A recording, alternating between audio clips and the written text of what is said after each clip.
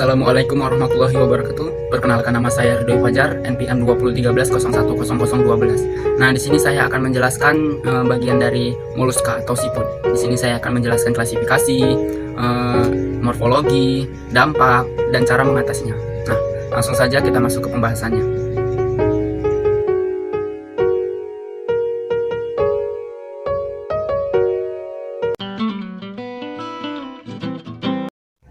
Yang pertama ini ialah bekicot atau yang disebut dengan Arsatina fulskia bird. Klasifikasi dari bekicot ini ialah Kingdom Animalia, Phylum Mollusca, kelas Gastropoda, ordo Fulmonata, famili Ascharida, genus Archanita, spesies Aschanita fulcia. Morfologi dari bekicot ini ialah salah satu keong darat yang biasa hidup di daerah lembab. Tubuh dari bekicot ini dapat dijelaskan sebagai dua bagian, yaitu struktur cangkang dan tubuh yang lunak. Secara umum, berat dari bekicot ini bersekitar 150 hingga 200 gram dan panjang tubuhnya mulai dari 90 hingga 130 mm. Siklus hidup dari bekicot ialah bertelur, masa inkubasinya 12 hingga 14 hari, menetas dan tumbuh dewasa sekitar 15 hingga 25 hari. Nah, dampak dari bekicot ini memakan tanaman dan meninggalkan lubang yang tidak beraturan. Ada juga memakan batang, bunga, bonggol dan umbi tanaman. Nah, cara mengatasi dari bekicot ini ialah menyiram air garam, menggunakan bawang putih, dan menggunakan predator alami.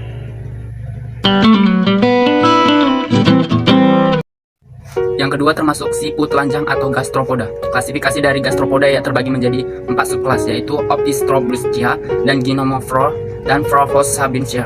Morfologi dari siput telanjang ini ialah warna yang coklat berkeabu-abuan, bagian punggung bercorak batik bercak-bercak, sepanjang tubuhnya memanjang, panjang tubuhnya 5 cm, merusak persemaian kol, sawi, tomat, dan lain sebagainya. Nah, siklus hidup dari siput telanjang ini yaitu bertelur, berkembang, telur menetas menjadi larva, perkembangannya yang cepat, dewasa.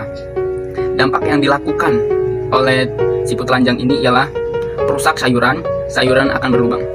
Nah, cara mengatasi dari siput ini ialah memberikan racun dan memelihara tanaman dengan teliti.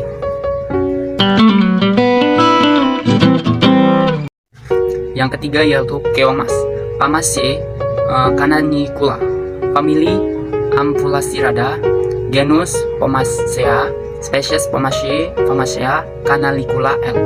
Nah, morfologi dari keong mas ini ialah keong ini juga disebut dengan gondang, memiliki daging berwarna krim keputihan, terus berukuran 5 hingga 10 cm, diameter cangkang 4 hingga 5 mm, bertelur di tangkai daun yang jauh dari air atau bertelur di tangkai-tangkai daun padi. Nah, siklus hidup yaitu biasanya ditemukan di rawa, sawah, seluruh selokan air. Adapun mampu menghasilkan telur sebanyak 15 hingga 20 kelompok. Perkawinan biasanya di umur 2 bulan. Nah, dampak dari keong ini bisa saja tangkai, batang, layan yang rusak dimakan oleh keong mas ini. 2. Pertumbuhan rumpun yang terhambat oleh hama ini karena dia pemakan ujung-ujung dari rumput seperti tanaman yang baru. Adanya lubang pada daun. Dia pemakan sayur, tumbuh-tumbuhan atau pertanian yang ada di sawah dan lain sebagainya. Nah, cara mengatasi dari keong mas ini yaitu menggunakan pemungutan telur keong. Telur keong yang sudah ditelurkan di bagian batang harus dipungut dan dibuang, karena itu akan menjadi keong yang baru. Pengendalian secara kimia menggunakan seperti pupuk, seperti racun, seperti itu, dan menaburkan kapur, dan juga mengeluarkan air. Pengurangan air akan membuat ia tidak mendekati pertanian kita.